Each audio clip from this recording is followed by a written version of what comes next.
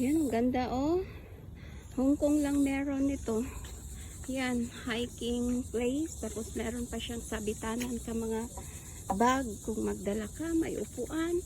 May toilet na malinis. Doon, ayan. Ang daming toilet dito sa hiking area na to. Yan, di ba? Ganito mangyari pag walang korupsyon, di ba? Ang dami magagawa. Yan.